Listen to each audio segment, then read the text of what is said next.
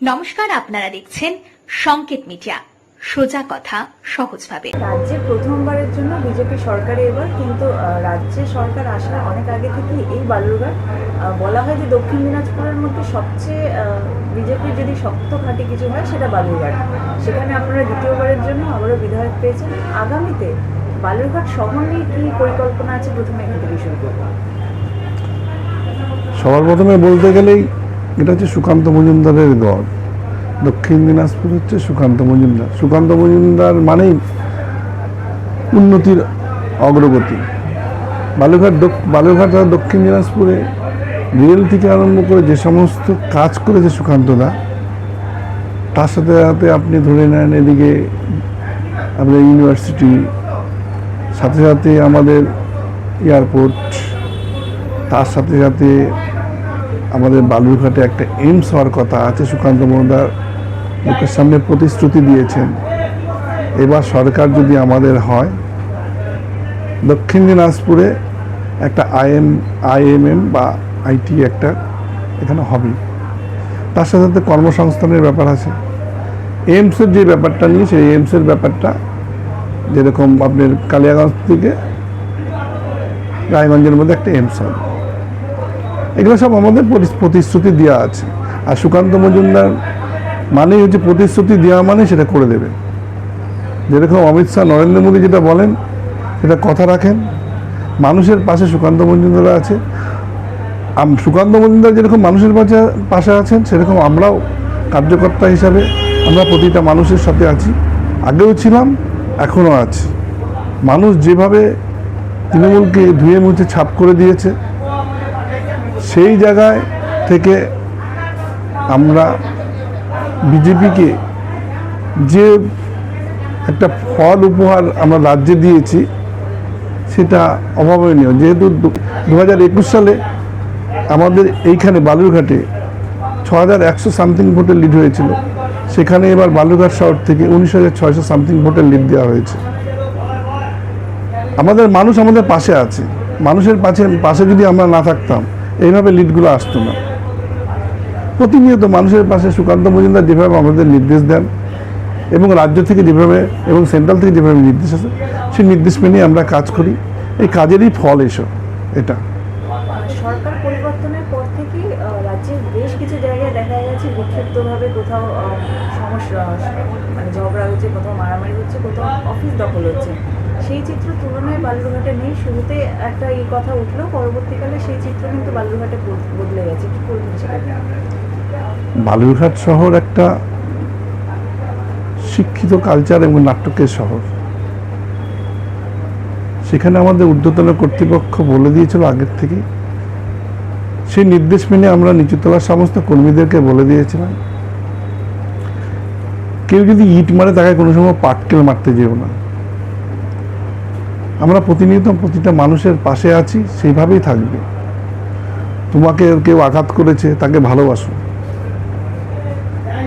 এই ভালোবাসারই ফলস্বরূপ হিসেবে বালুরঘাটে কোথাও কোনো কিছু দুর্নীতি বা কোনো কিছু হয়নি, এবং কোনো বিশৃঙ্খলতাও হয়নি। কিছু জায়গায় বিক্ষিপ্ত তৃণমূলের ছেলেপেলেরা এসেছিল, আবির ঠাবির মেখে মুখে নিয়ে করেছিল।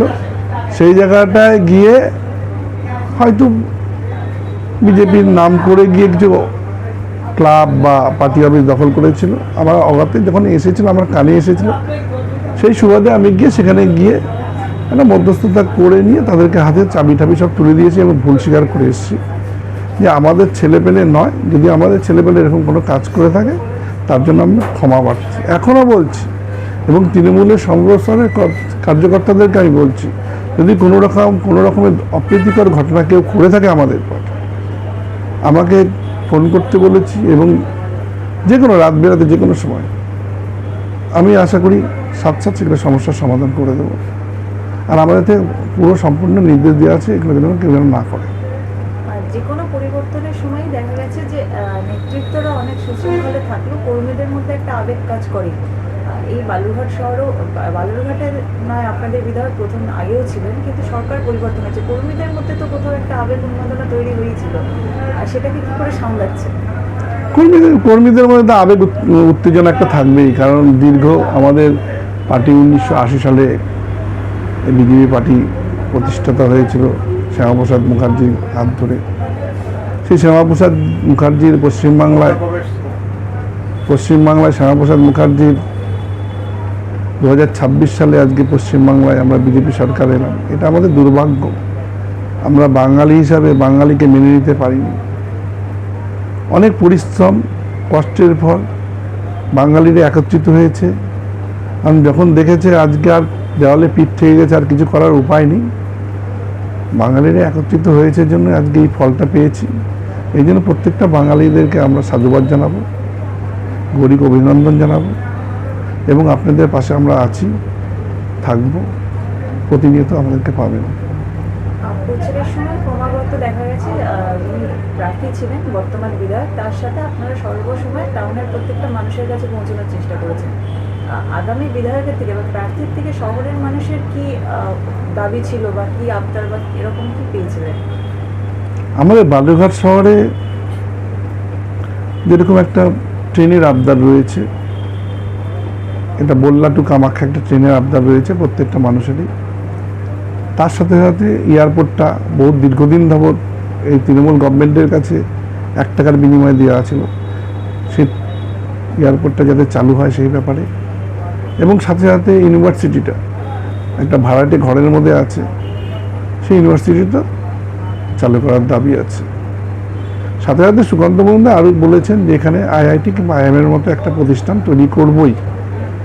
আশা করি দাদা যখন কথা দিয়েছেন সেটা কথা রাখবেন। আগামী দিনে রাজনৈতিক কর্মসূচি কি আছে, মানে কোনো মহামিছিল বা এরকম কিছু আগামীতে কি পরিকল্পনা? এখন আমাদের সমস্ত বিধায়করাই কলকাতাতে রয়েছেন, বিধানসভার কাজকর্মে ব্যস্ত সব।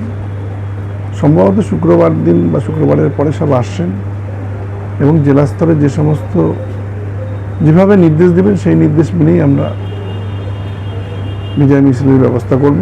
আমার সাথে জেলা সভাপতির সাথে কথা হয়েছেন, উনি বলেছেন ওনারা আসুক, বিজয় মিছিল তো করতে হবে কম বেশি ছোটো ছোটো। এবারে ওয়ার্ডে ওয়ার্ডে ছোটো ছোটো করে সব মিছিল হচ্ছে। একত্রিতভাবে বিজয় মিছিলটা সময় লাগবে। ওরা না আসলে বলতে বিধায়ক বা সুকান্ত দা ওনারা না থাকলে তো না সম্ভব নয়, ওনারা আসবে, তারপরে এটা করা হবে। প্রত্যেকটা দপ্তরেই দেখা গেছে আপনাদের সংগঠন তারা কিন্তু সক্রিয় হচ্ছে এবং বিভিন্ন ফ্লেক্স করছে, সেটা নিয়ে কি বলবেন? এই ব্যাপারটা পুরোটাই রাজনীতির, কারণ বিজেপি সংগঠনটা সম্পূর্ণ আলাদা, অনেকে জানে না হয়তো। কারণ আমাদের সংগঠনের সাথে